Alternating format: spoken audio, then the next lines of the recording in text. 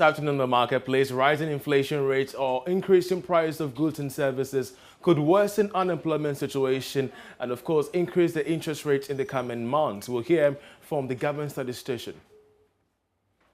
Also, the Institute of Energy Security projects between 3 and 5% reduction in fuel prices despite the marginal depreciation of the cedi to the dollar, as Total cut its petroleum prices by 2.2%. Plus, the National Association of Sachet and Bottled Water Producers gave a hint of upward adjustment in commodities this Christmas. We'll engage the President on what might be attributing to the price build-up. We have all these and more coming up shortly. Do stay with us.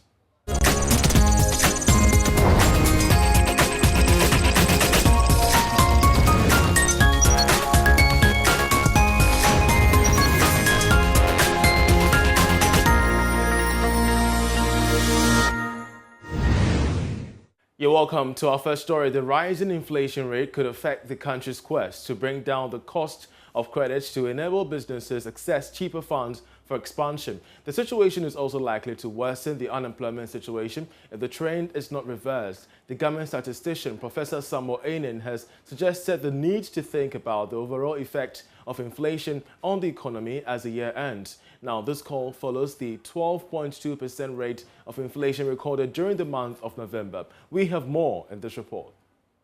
The rate of inflation recorded for the month of November 2021 is likely to result in an upward trend in interest rates and prices of goods and services in the coming months, especially as the festive season approaches and as the countries deal with uncertainties amid the spread of the new variant of COVID-19. In the month of November 2021, the general price level was 12.2% higher than in November 2020. Meantime, contribution of food and non-alcoholic beverages to overall inflation has regained an upward trend. Here is government statistician, Professor Samuel Kobina Enim. We see food dominating by 13.1% relative to non-food 11.6%, indicating a 1.5 percentage point between food inflation and non-food inflation. On a month-on-month basis, food inflation equally records a higher rate of inflation relative to non-food inflation, indicating a 1.3 percentage point, specifically with food inflation month-on-month 2.1% and non-food inflation month-on-month 0.8%. Housing and transport continue to record the highest rate of inflation as housing, water, electricity and gas recorded 20.5% and transport 16.0%. Inflation rates for Upper West and Northern regions remain high, with Eastern region recording the least inflation. From the regional perspective, we see a wide range between the region with the highest inflation, that is the Upper West region, standing at 17.2%, and the region with the least inflation, that is Eastern region, 2.7%, indicating a variation of 14.5 percentage difference between the Upper West region, which has the highest inflation rate of 17.2%, and Eastern region with the least inflation rate of 2.7%. Inflation for locally produced items continue to dominate imported items. Now, the Group Chief Executive of Enterprise, Kelly Kajikpo, has hinted that despite the move to expand its business operations in many sectors of the economy, it will continue to invest into social activities in the country. Speaking to Joy Business at the commissioning of a school edifice for Bishop's Mixed GHS in Accra with over 2 million cedis, Kelly believes this business will not shy away from investing in such infrastructure activities while focusing on making profit. The new block for Bishop's Junior High School was in response to appeals to fix the dilapidated structure that was housing students. This is part of the corporate social investment by the group, which seeks to solve critical infrastructure challenges for the communities it operates in.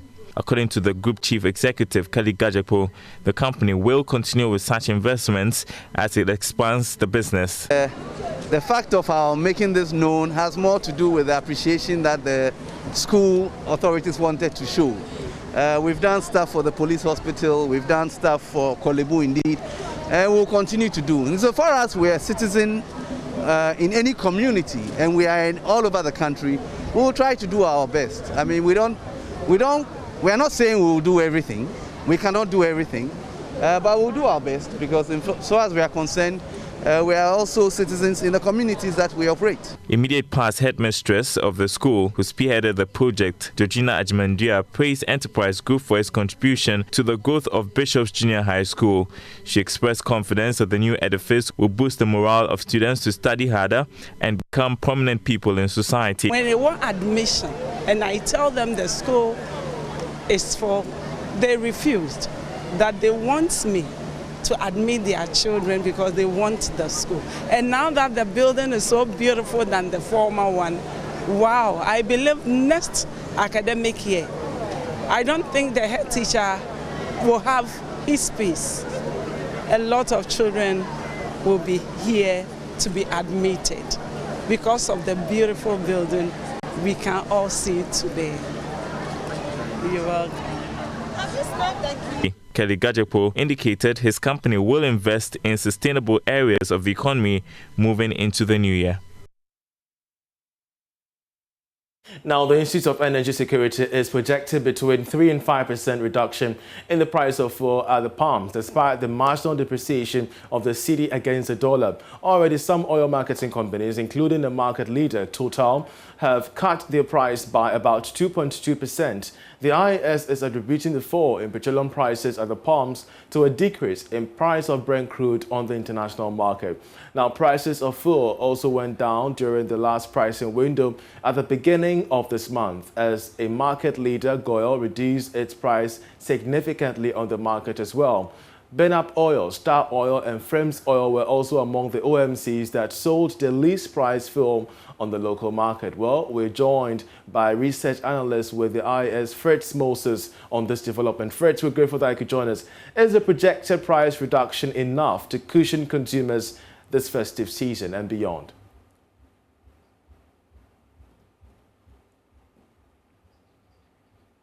Kindly unmute so we could hear you better, Fritz.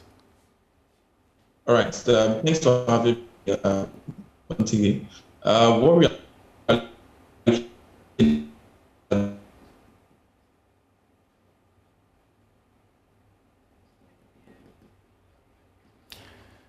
Well, we shall try and fix Fritz back online, but of course, this is information we're getting from the IES regarding the reduction in petroleum prices at the pumps this festive season and beyond. The IES has extended in its research the reasons behind this, stating the reduction in petroleum prices on the international market, which has seen some OMCs, including Total and GOIL, reduce their prices marginally at the pumps, in response to the global reduction in petroleum prices. Of course, we have seen in the past few weeks the strike action by Commercial Drivers Union calling for a reduction in fuel prices, which subsequently saw GOIL reduce their fuel prices by about 15 pesos in that particular regard. It's also raised concerns regarding the deregulation policy that so many experts in the field say remains somewhat shaky, especially when we're seeing that the price build-ups are not really reflecting what is happening on the international market. The IES, in its recent research to this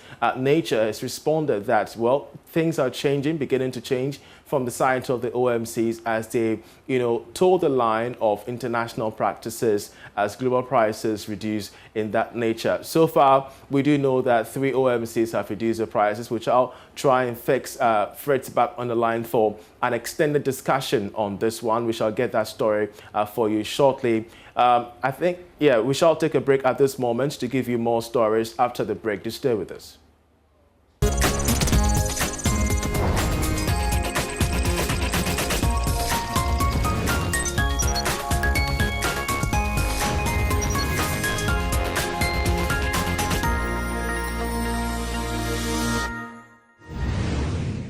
And just before the break, we've been telling you how the Institute of Energy Securities is projecting a 3 to 5% reduction in petroleum prices, citing the global reduction in petroleum prices, which could reflect here in Ghana. Fritz is with the IES and he reconnects with us. Fritz, we're grateful that you could join us. Of course, this is a projection, but how confident is the Institute on the ability of the projection to cushion consumers enough through the festive season and beyond?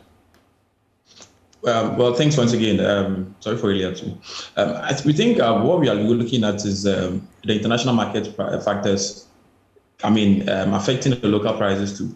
What we are expecting was the rate of increment that we don't think may be as substantial as Ghanaians or consumers would expect. But then again, if you were to buy your fuel at around 6 cedis, 50 pesos per liter for petrol or diesel, and you're expecting, that's coming lower from the 6 cedis, 70 pesos as gold is selling. We think that's enough trade-off. Looking at how substantial that would be for consumers that purchase in the gallons, because at the end of the day, 3 points, a 30 cedi gallon per gallon for petrol that you'll be buying may fall to around 27 cedis per gallon as with this reduction that we are experiencing.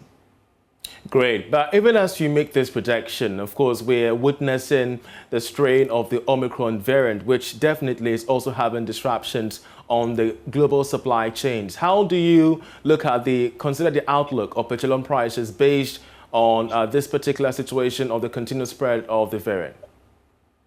Certainly, Omicron has caused much disruption in the market. We know when the news first broke, somewhere at the end of the last pricing window, we saw prices plunge to around $69 per barrel for Brent crude. That was when they had already crossed the $80 per barrel mark before the news came out.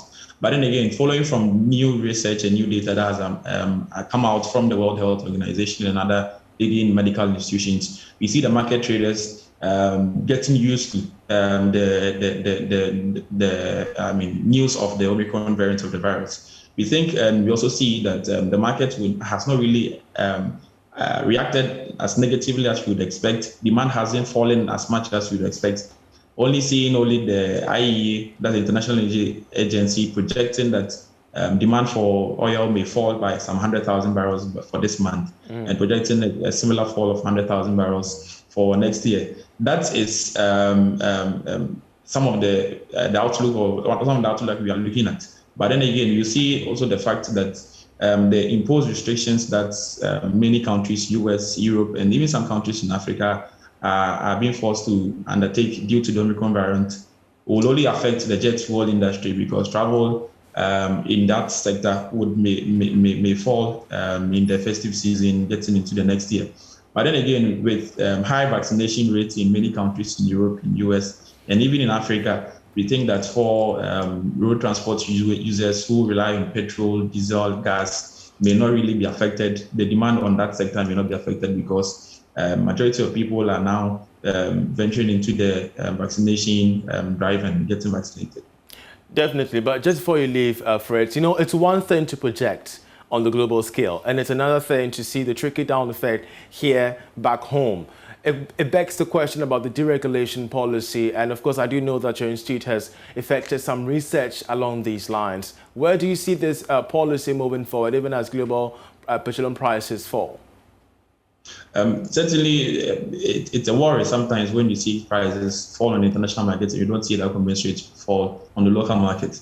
What we are expecting to see that the market regulator, that's MPA, play in this situation is to cause the OMCs and the BDCs to adjust their prices in relation to these falling prices. Because at the end of the day, when prices are rising, we see the commensurate rise at the various BDCs and the OMCs.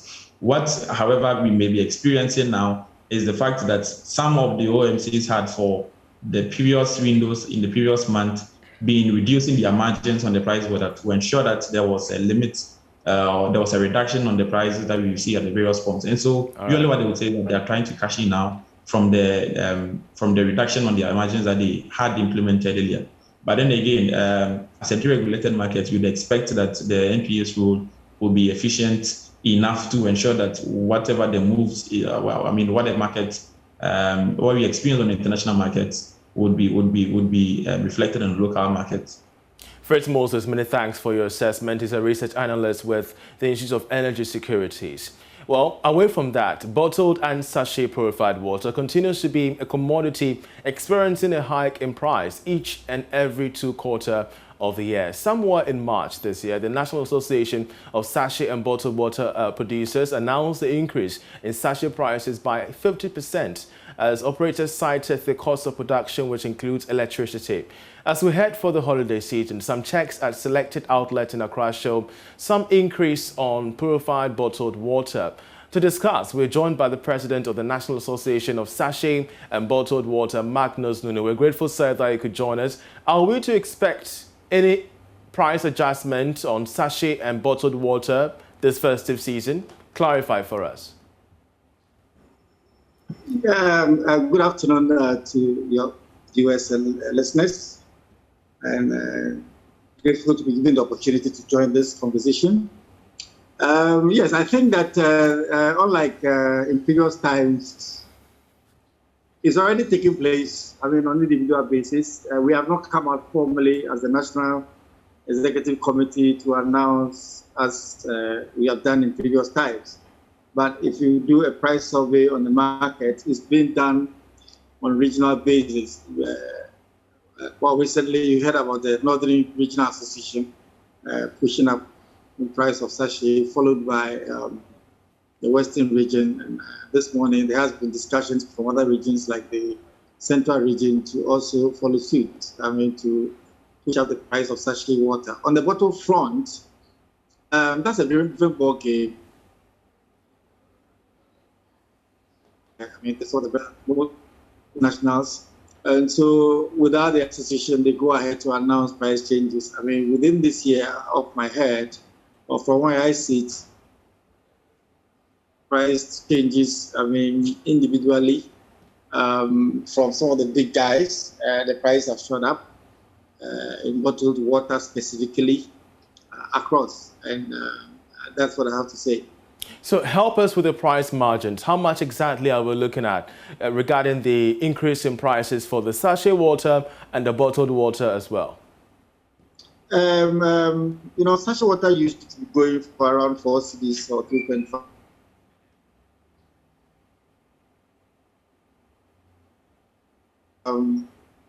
Sorry, it was coming through. You realize that the price is now hovering beyond 4 cedis. Or retail locations across the country. Some are putting 6 cedis, 5 cedis, etc. And if things continue to go the way it is going, we would expect that the prices will still go much higher than we are seeing currently. But what is driving the price adjustment? What exactly is going on? I was just reading something on the net this morning on the rate of inflation went up for the first time beyond the 12 mark, I think last November, and that tells it all. Prices of things have gone up on the market. I mean, if you look at sachet water, for example, I mean, when you produce, you need to haul the product out there, and then your retail system is by trucks, and of course it depends on fuel largely. So as the fuel price, well, anytime the fuel price goes up, we expect the cost of production and other things also go up likely. And then more importantly, most of our packaging material, I mean all the packaging material that we use are import based. Import based means that they relate to the foreign exchange. So as the cedi loses value against major currencies, especially the dollar, the prices naturally go up of these items, and that is what is driving this thing up. And then when it comes to the bottled water, it's of much concern to me, and it's worrying from where we sit. And meetings have been underway to really come out. Maybe very soon we'll hear from the association to voice out certain things. In this country, we don't differentiate between essential things, essential commodities, and then things that really must command price. Water is very, very essential. I mean, that's why the government is going all out to fight this galamsey to preserve our water bodies. Why? I mean, once you go out of water, I mean, the human life is threatened. And so it's so essential. It's an essential commodity for the human body. We fuel the human body. Therefore, can we by any means attribute to an extent what is going on, to the review of the benchmark values, which is impacting some of the raw materials? Well, I've mentioned some of them. The devaluing of the Ghana cedi against the dollar. That's the big one. I'm just coming to hit a very, very important point, which I think that will be of interest to the media and everybody to know. If you take bottled water, for example, we have this levy, deterring levy. I don't know why anybody would really put a deterring price on an essential commodity like water. There is a fixed levy of 23.5%. So what does it mean? It means that if you sold a producer and you sold 1 million Ghana cedis worth of water, there is a fixed comprising 17.5% excise tax and 6% fixed levy. That is on bottled water. I don't know for what reason. What is the reasoning behind it? What is the rationale behind it? But this is water which is very, very essential. Compare that to beer. So if you are producing beer and your local stuff in the beer you are producing is beyond 50%, according to the Act, you pay 10%. But water which is very, very essential.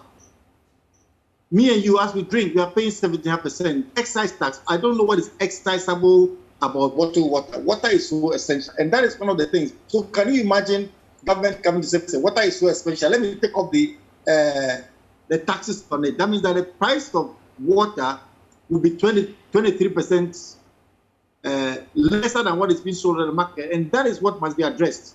Most of the taxes, most of the prices that are driven by policies that do not favor the production or the consumption of a particular commodity, just because it is consumed en masse, because you can generate a lot of income from that sector. If you have to generate income from water, which is very, very essential, it's unthinkable.